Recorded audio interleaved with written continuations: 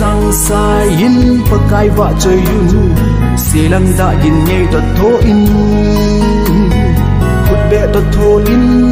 kít thong gì nhìn sao hết đê tung in thay tung in và cái chú vợ chơi yun đê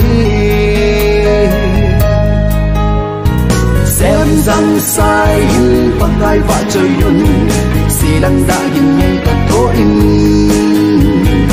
hụt bẹ đợt thô in kít thong gì nhìn sao hết tung in thay tung in và cái chú vợ chơi yun đê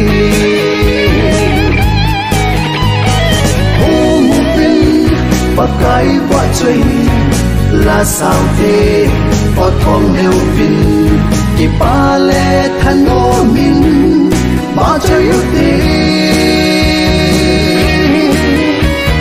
hay lệ một thôn tung yên thấy thôn nằm tin là dây lan ôi chút thế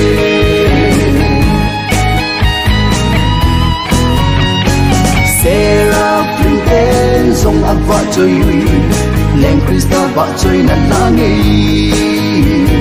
hạt chung vất vơi vợ chơi hít tê amin nghi tung to hô lan và cái chiều vợ chơi tê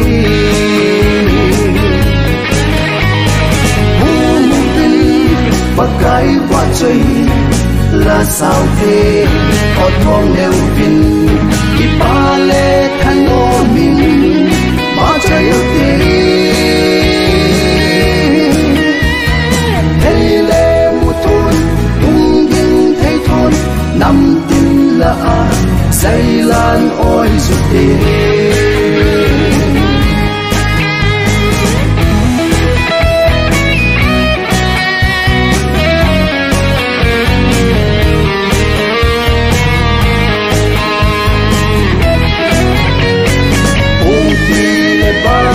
sa in nhảy có thô xung quanh in nhảy có thô bóng mình đam mê cuộc bê cô thô in bậc cài và chơi hút thế ác in thế in chân thô in và chơi hút thế hú mù tin bậc cài và chơi là sao thế ở thong nêu vinh kỳ ba lệ thân ô mình mà chơi yêu thế